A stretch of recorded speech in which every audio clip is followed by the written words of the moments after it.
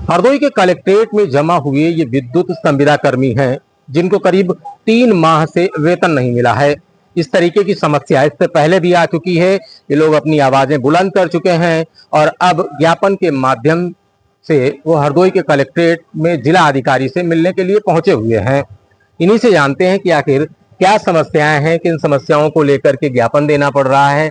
आप लोग तो लगातार बिजली का काम करते रहते हैं, जहां कहीं समस्या फाल्ट आती वहां पहुंचते रहते हैं, अब ज्ञापन क्यों देना पड़ रहा है? ज्ञापन आज हमको बहुत मजबूरी में देना पड़ रहा है कि 3 महीने से हम लोग का वेतन अभी तक नहीं दिया गया है। जिस विषय में हम लोगों ने अभी कल तक परसों तक वार्तालाप की है सुपरवाइजर से, जिनका देव दुबे करके नाम है, उनसे काफी देर तक हम लोगों की बातें हुई, यहाँ तक कि एसी साहब के ऑफिस में भी। वहां जाकर उन्होंने आश्वासन दिया कि 1 तारीख को आपको आपका वेतन मिल जाएगा। यहाँ तक कि उसके बाद भी हमने काफी प्रयास किया, कल शाम तक बहुत कोशिश की, अब शाम को आ जाएगा आ जाएगा, बात करने की कोशिश की तो देव दुबे साहब ने फोन नहीं उठाया हम लोगों का। अब हमें सूचना कहाँ से मिलेगी कि हमारा वेतन कब तक आएगा? उन्होंने अभी तक भी हमारा नंबर ब्लैक लिस्ट में डाल दिया है। अब हम बताइए कहाँ जाएं? हम खुद पीड़ित हैं, हम किससे जाके अपनी आवाज उठाएं? आज हमें मजबूरन आकर के कलेक्टर ऑफिस में आना पड़ा। अच्छा, वेतन से आपके घर परिवार का खर्च चलता है? बिल्कुल, हाँ। बच्चों के स्कूल शुरू हो गए, वहां भी आपको फीस जमा करनी पड़ती होगी, तो कैसे अपना जीवन यापन कर रहे हैं? अब सर क्या कर सकते हैं कि ये तो बस बहला रहे हैं। आज भी हम अपने बच्चे के स्कूल लेकर के गए हैं, बाल विहार में पढ़ती है हमारी बिटिया है, तो वहां जाकर के हमको उनको बोलना पड़ा कि सर 2-4 दिन का वेट करिए, तो हम सैलरी जैसे आती तो आपको हम फिर इसका फीस देंगे।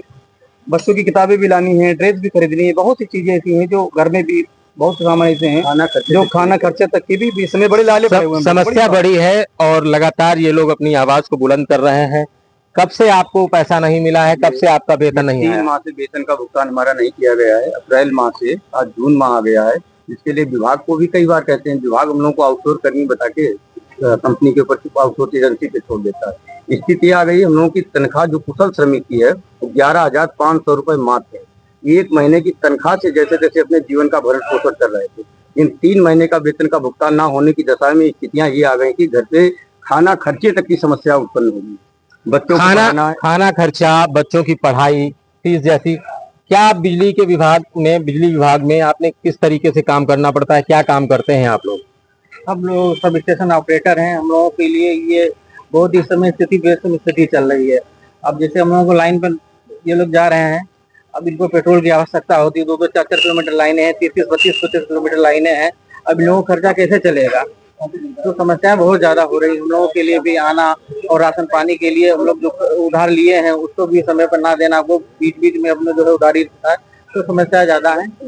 यही हम लोग चाहते हैं। समस्या ज्यादा है, उनके समाधान के लिए ये लोग यहाँ पर पहुंचे हुए हैं हरदोई के कलेक्ट्रेट में। किसे ज्ञापन दिया है, क्या समस्याएं हैं? कलेक्टर साहब को ज्ञापन दिया गया है।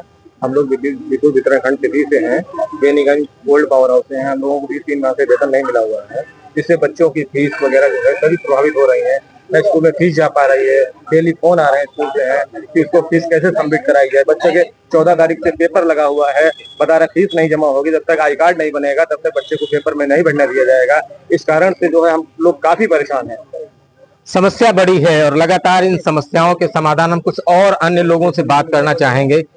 आखिर इस फीस की समस्या को लेकर के आप लोगों के पास, अपने अधिकारियों के पास गए हैं, वो क्या जवाब दे रहे हैं? क्या उनके पास इसका कोई सॉल्यूशन नहीं निकल पा रहा है कि आपको कलेक्टर साहब के यहाँ आना पड़ रहा है?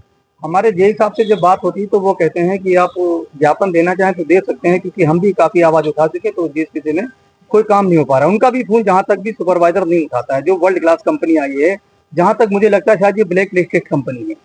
अभी तक हम यही सुन रहे हैं लोगों से। तो अगर ब्लैक लिस्टेड ना होती तो कम से कम कोई तो जवाब देती है कंपनी। सुपरवाइजर होने का मतलब क्या होता है कि अपने जो कर्मचारी उनकी बात सुनना चाहिए।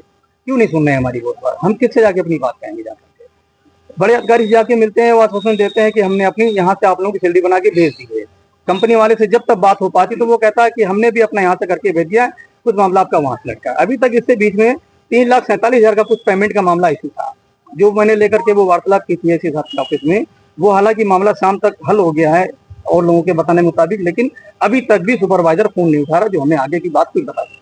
अच्छा, इस समस्या को लेकर के आप लोगों को किस तरीके की समस्याएं सामने आ रही हैं? लगातार आप क्षेत्र में तो काम कर ही रहे हैं, तो अब जो है क्या समस्याएं जो मेन फेस आ रही? तनख्वाह नहीं मिल रही है, उसके बाद क्या खर्चे नहीं हो पा रहे हैं? क्या समस्याएं हैं जो अधिकारी हैं जिनके अंतर्गत आप काम करते हैं वो क्या कह रहे हैं, कैसा महसूस हो रहा है, क्या कहना चाहते हैं? नहीं, अधिकारियों से हमारे संविदा भाइयों ने, एक दो लोगों ने बात भी करी है, जिसमें एक्सीडेंट साहब महोदय से बात करी गई थी। जिन्होंने ये कहा गया था कि आप अपने मालिक से बात करिए। जब मालिक ही हमसे इस तरह की बात करेगा तो हम किससे जाकर बात? तो मालिक इनको तनख्वाह नहीं दे रहा है। इन संविदा कर्मियों की 3 महीने से तनख्वाह नहीं आई है। पहले तो इन्होंने अपने विभाग के ही अधिकारियों को अपनी समस्या बताई। जब वहां से सुनवाई नहीं हुई तो वो हरदोई के जिला अधिकारी अनुनय झा को ज्ञापन के माध्यम से अपनी समस्या बताने के लिए पहुंचे हुए हैं। हालांकि बिजली विभाग के इन संविदा कर्मियों की समस्या बहुत बड़ी है। हरदोई से TV9 के लिए कैमरामैन अंशु धवन के साथ आदर्श त्रिपाठी।